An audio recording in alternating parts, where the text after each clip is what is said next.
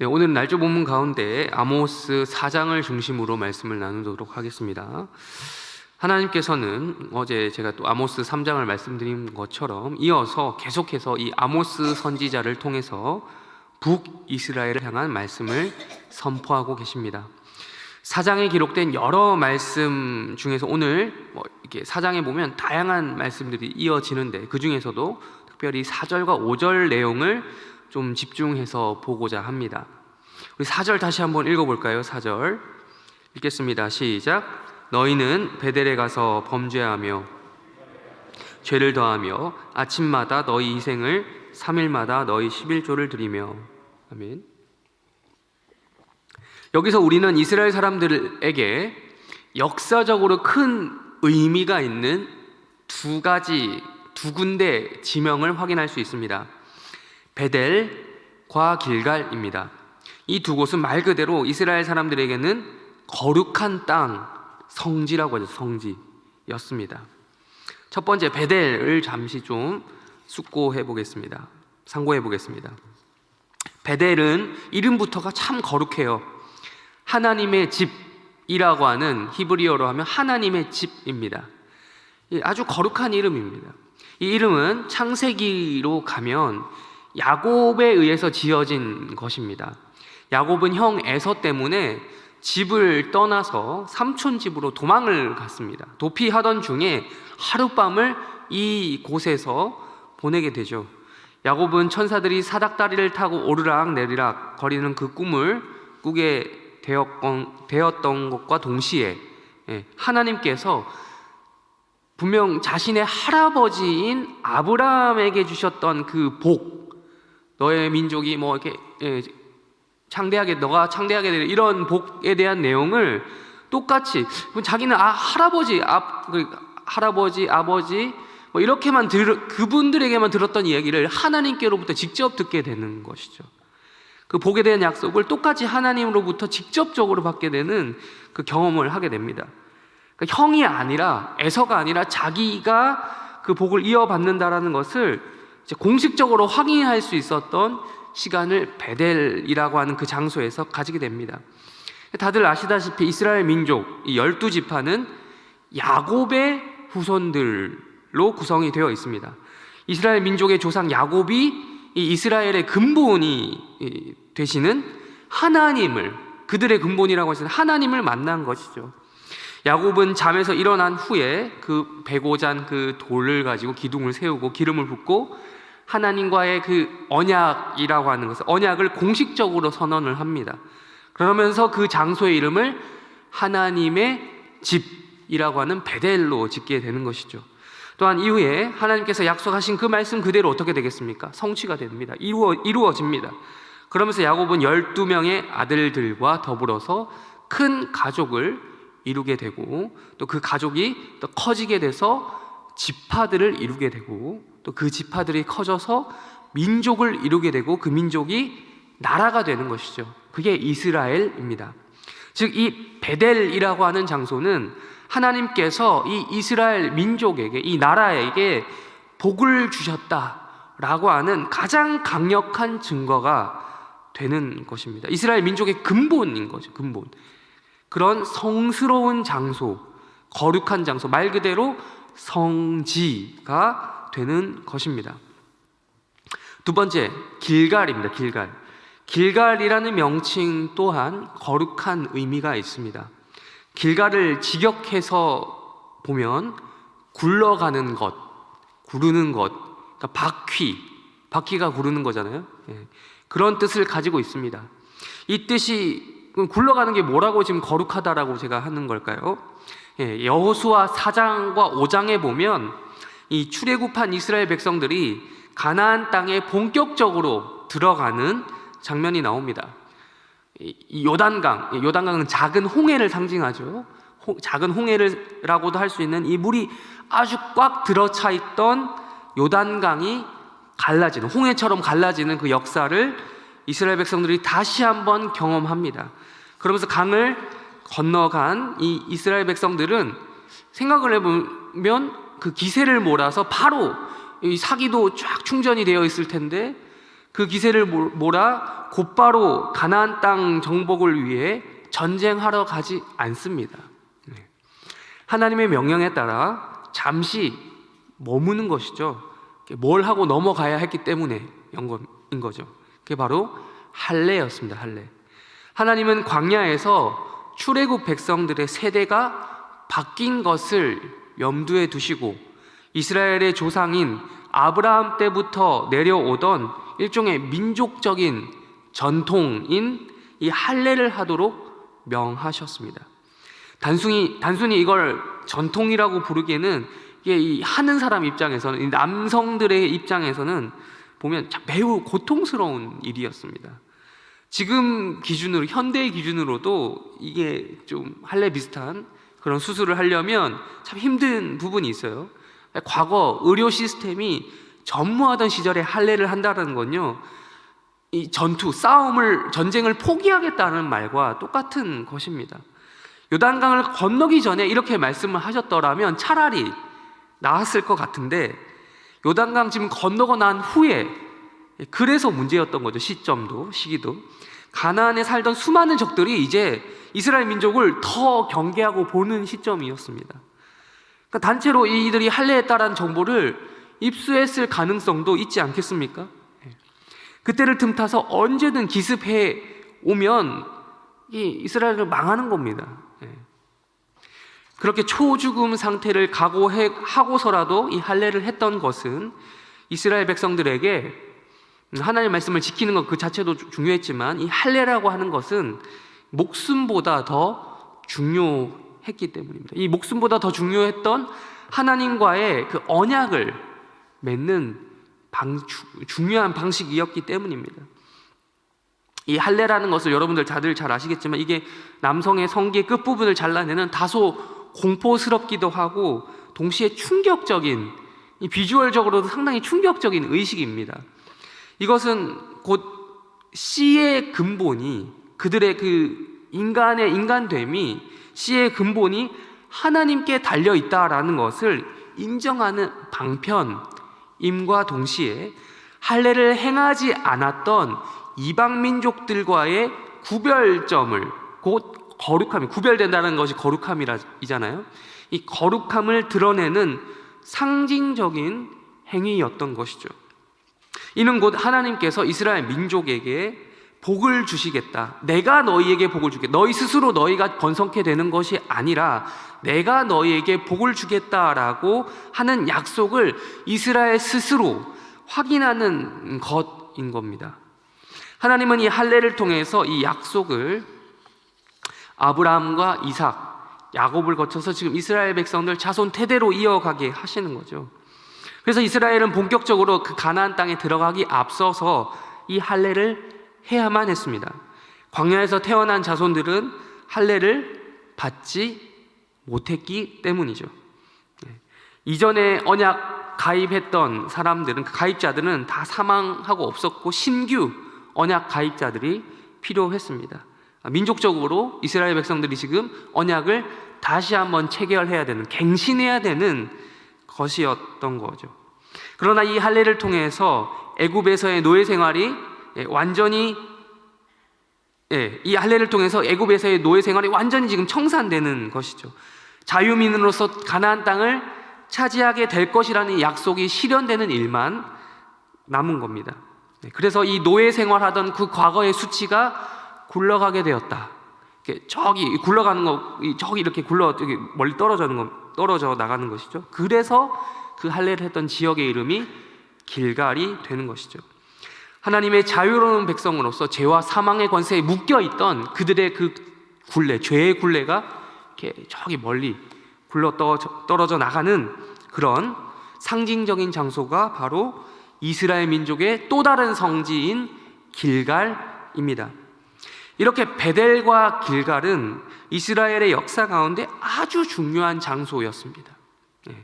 성지, 거룩한 장소로서의 역할을 하게 됩니다. 그 이후로 사무엘, 엘리야, 엘리사 등 성경을 보시면 이 위대한 선지자들도 이 장소들을 적절히 활용을 해요. 베델이라는 장소, 길갈이라는 장소를 자주 활용을 합니다.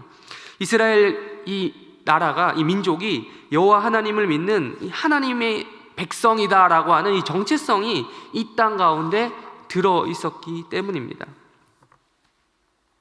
오늘 본문으로 넘어와서요. 그러나 오늘 본문으로 다시 넘어와서 이 아모스 선지자의 고발에 의하면 더 이상 이곳들은 거룩한 장소가 아니었습니다. 4절에서 무엇이라고 이야기하고 있습니까? 이스라엘은 베델에서 뭘 하고 있다고요? 범죄하고 있다. 심지어 길갈에서는 범죄를 더 하고 있다. 이 히브리어 원어로 보면 많이 하고 있다. 똑같은 말인데 베델 길갈이 길갈이 좀 더 죄가 많고 이런 얘기가 아니라 지금 점층법을 사용하고 있어요. 그만큼 죄가 심각하다는 겁니다. 베델이나 길갈이나 다 똑같은데 지금 죄가 점점 심해지고 있는 모습을 글로 표현한 거예요. 분명히 거룩한 지역이었단 말이죠.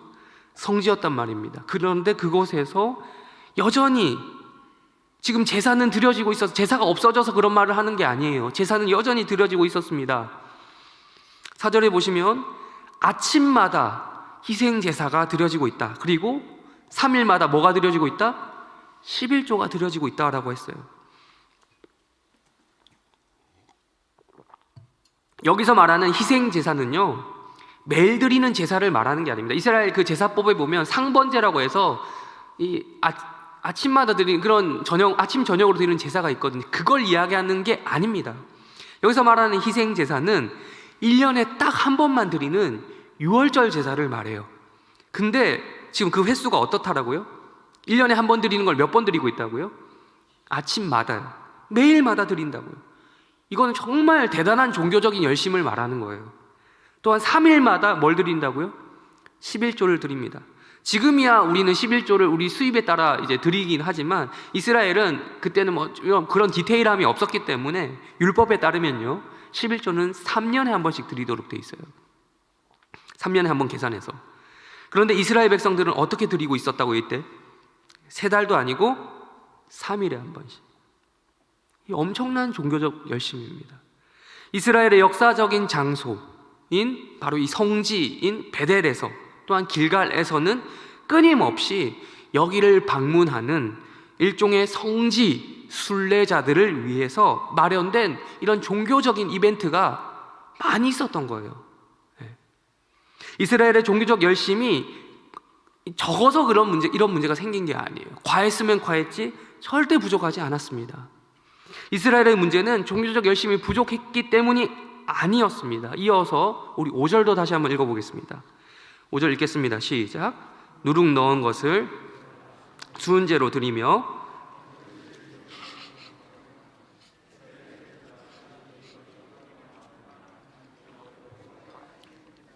아멘. 지금 여기 보시면 두 가지 제사법이 또 나오죠. 수은제라고 해서 좀 어려운 단어, 그리고 낙헌제라는 또 어려운 단어가 나오는데 이렇게 다른 번역 보면 되게 쉽게 알 수 있습니다. 수은제는 그냥 감사제입니다. 감사제. 감사해서 드리는 제. 낙헌제 또한 자원제입니다. 자원에서 드리는 제사. 감사제, 자원제, 이 둘 다 하나님 앞에서 안 드리면 안 되는, 안 드리면 죄가 용서가 안 되는 이런 게 아닙니다. 필수적인 그런 제사가 아니라 해도 되고 안 해도 되는데 감사하니까 드리는 거 있잖아요. 그런 제사였던 겁니다. 근데 이스라엘 민족들은 이 정도로, 이거를 이렇게 드릴 정도로 종교적인 열심을 있었다라는 거예요. 자주 이런 걸 드렸다라는 겁니다. 제사의 종류를 더 만들 수 있었다면 더 만들어서라도 드릴 수 있는 그런 사람들이었습니다. 5절에서 이들의 열심을 이렇게 표현하고 있죠. 우리가 읽은 것처럼 이스라엘 자손들아, 이것이 너희가 기뻐하는 바니라. 그러나 우리는 이 말을 읽는 즉시로 이 말의 뉘앙스를 곧바로 이해하게 됩니다. 아모스 선지자의 말투를 보아서 하나님께서 이를 비꼬아서 말씀하고 계시는 거예요. 이스라엘 자손들이 이것을 기뻐했습니다. 이거 하는 게 자기들이 싫어하는데 억지로 한 게 아니었다니까요. 거룩한 장소였던 베델에서, 길갈에서 거룩한 행위인 이 희생 제사를, 11조를, 감사제를, 자원제를 끊임없이 드리고 있었고 그것을 기뻐했습니다. 그러나 애석하게도 가장 중요한 한 분이 기뻐하지 않았던 겁니다. 정작 이 제사를 받아주셔야 할 분이신 하나님이 안 기쁜 겁니다. 이것이 북이스라엘이 직면했던 안타까운 현실이었습니다. 이것을 그리고 아모스 선지자가 지적해주고 있습니다. 하나님만 안 기쁜 것, 그리고 다른 사람들은 다 기쁜데 하나님만 안 기쁜 것, 이런 상황이 지금 이들에게 있는 것입니다. 그렇다면 무엇이 하나님을 기쁘게 할 수 있을까를 이야기하기 위해서 또 다른 날주 본문 하나 더 찾도록 하겠습니다. 아모스서 본문에서도 찾을 수 있겠지만 우리가 또 날주 히브리서 10장을 통해서 우리가 좀 찾아보려고 합니다. 히브리서 10장, 오늘 신약성경, 오늘 날주 본문 히브리서 10장 6절, 7절, 8절까지 일단 읽겠습니다. 6, 7, 8절 다 함께 읽겠습니다. 시작. 번제와 속죄제는 기뻐하지 아니하시나니 이에 내가 말하기를 하나님이여 보시옵소서, 두루마리 책에 나를 가리켜 기록된 것과 같이 하나님의 뜻을 행하려 왔나이다. 위에 말씀하시기를 주께서는 제사와 예물과 번제와 속죄제는 원하지도 아니하고 이는 다 율법을 따라 드리는 것이라. 지금 히브리서 읽은 말씀에서 분명히 이야기해주고 있죠. 제사 자체로 하나님이 기뻐하지 않는다. 이 율법은요, 임시입니다. 임시 방편. 율법 자체가 목적이 아니었습니다. 율법에 더해서 이스라엘 백성들이 했는데도 하나님이 아모스에서 봤듯이 안 기뻐했단 말이죠. 율법, 이 제사는 예고편이고 본편은 지금 따로 있다라는 겁니다. 본편을 예고하는 예고편이 절대 이 예고편은 본편보다 더 많이 이야기해서는 안 되죠. 그럼 그건 예고편이 더 이상 아닌 거죠. 그래서 하나님께서는 이 제사 구약에서 보시면 이 제사를 기뻐 받은 적이 없어서 그런 게 아니라 받으신 적은 있는데, 하나님께서 이 제사를 받으실 때 하나님께서는 무엇을 기대하시면서, 어떤 걸 기대하시면서, 무엇을 본편이 뭐길래 이걸 하셨는가? 지금 7절에 이야기하고 있죠. 누구를 가리켜서 기록된 거다? 나가 누굽니까? 예수 그리스도입니다. 예수 그리스도. 예수. 하나님께서는 예수를 기뻐 받으시는 겁니다. 제사를 통해서 오실 예수를 이스라엘 백성들이 그분의 영원한 속죄 제사를 통해서 하나님의 은혜와 긍휼이 다 이 예수 그리스도 안에 들어있는 이것을 이스라엘 백성들이 알기를 원했던 거예요. 은혜와 자비의 그 정신이 그 속죄 제사를 통해서 그들이 깨닫기를 원하셨던 것이죠. 이런 것들이 아모스 당시에 이스라엘 백성들 가운데 전혀 없었던 겁니다. 제사를, 종교적 결심은 있는데 그들 가운데 은혜와 자비가 다른 이에게 전달이 안 되는 거예요. 예수 그리스도, 우리 10절 읽겠습니다. 10절 이어서 읽겠습니다. 10절 읽겠습니다. 9절 말고 10절 읽겠습니다. 시작. 이 뜻을 따라 단번에 들이심으로 말미암아 우리가 거룩함을 얻었노라. 아멘. 바로 이겁니다. 예수 그리스도의 몸을 단번에 들이셨던 이 사건, 십자가 사건이 바로 본편이라는 것입니다. 구약 제사는 예고였습니다. 신약 제사인 십자가 사건이 바로 본편입니다. 예수 그리스도께서 자기 몸으로 들이신 이 제사는 한 번에 모든 것을 정리해버리는 것입니다. 말 그대로 영원한 제사인 거예요. 율법에 나온 수많은 제사들은요, 거룩함을 따라한 것입니다. 흉내낸 것입니다. 냄새만 내는 것이고 용서받은 척하게 한 거예요. 비교하자면 진짜 거룩함은, 진짜 죄가 용서해진 그 능력 그 자체는 바로 이 예수 그리스도께서 자기의 몸으로 친히 들이신 그 제사였던 것이죠. 이로 말미암아 우리 모두에게, 모든 신자들에게, 예수를 믿는 모든 신자들에게 거룩함이라고 하는 것이 이어질 수 있는, 가능하게 된 것입니다.